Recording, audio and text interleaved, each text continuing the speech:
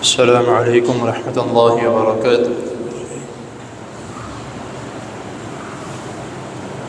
الحمد للہ الذی ہدانا لہذا وما كنا لنهتدی لولا ان ہدانا اللہ۔ اللهم صل وسلم علی نبینا محمد صلی اللہ علیہ وسلم۔ اما بعد،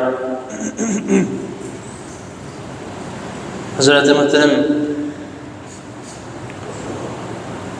اللہ تعالیٰ کی توفیق سے کتاب البیوع، تجارت اور خرید و فروخت کے مسائل آپ کے سامنے اختصار کے ساتھ بیان کیے جا رہے ہیں۔ پچھلی نشست میں سفارش کے متعلق چند باتیں بیان کی گئی تھیں،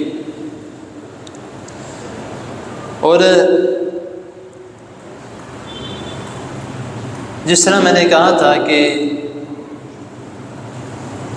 اگر سفارش کرنے والے کو سفارش کروانے والا کوئی تحفہ دیتا ہے تو نبی کریم صلی اللہ علیہ وسلم نے اسے لینے سے منع فرمایا۔ اسی طرح ایک اور چیز ہمارے معاشرے میں بہت عام ہے لیکن بہت بڑا گناہ ہے، جس کو ہم رشوت کہتے ہیں، اور یہ اتنی عام ہو چکی ہے کہ ہم میں سے بہت سے لوگ اس کو لینا اور دینا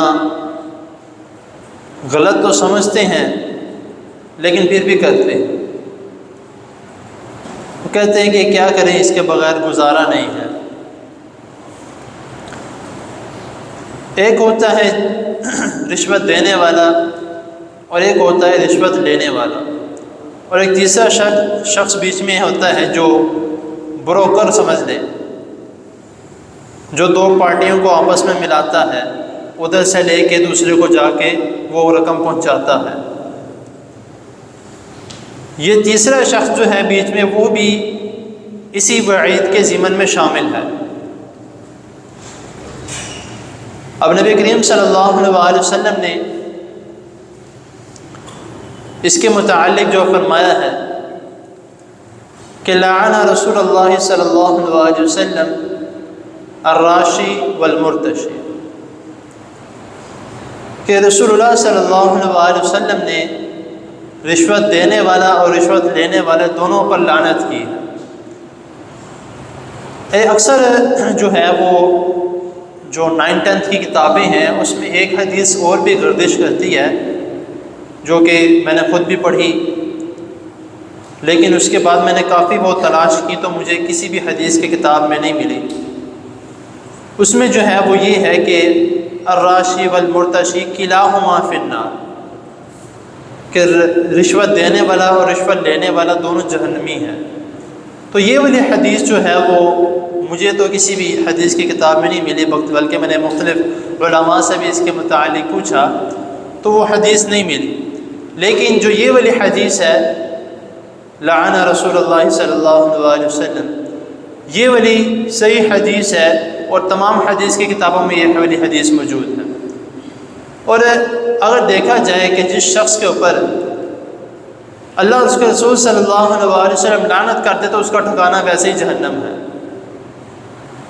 تو اسی لیے یہ جو چیز کاروبار کے سلسلے میں ہم جس کو معمولی سمجھتے ہیں تو یہ کوئی معمولی چیز نہیں ہے۔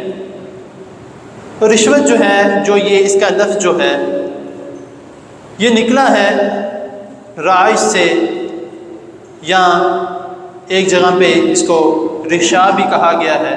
رشا کہتے ہیں اس رسی کو جو کنویں سے پانی نکالنے کے لیے استعمال ہوتی ہے۔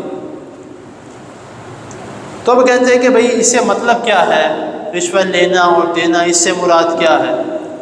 اس سے مراد یہ ہے، پتہ تو سب کو ہے کہ کوئی بھی کام نکلوانے کے لیے یا کوئی کام پھنسا ہوا ہے، اس کی جو رقم ہے وہ تو دے دی گئی ہے، لیکن پھر بھی وہ کام آپ کا نہیں ہو رہا، تو اس کے اوپر جو رقم دی جا رہی ہے اس کو رشوت کہا جاتا ہے، جس کو ہم دوسری زبان میں جو ہے کوڈ ورڈز میں جس کو چائے پانی بھی کہتے ہیں یا مٹھائی بھی کہتے ہیں، یا اس کو جو ہے وہ سمجھ لیں خرچہ وغیرہ، اس طرح کا بھی نام ہم نے کافی اس طرح کے نام رکھے ہوئے ہیں، کیونکہ برائی کے بہت سے نام ہوتے ہیں، کوئی ایک نام نہیں ہوتا۔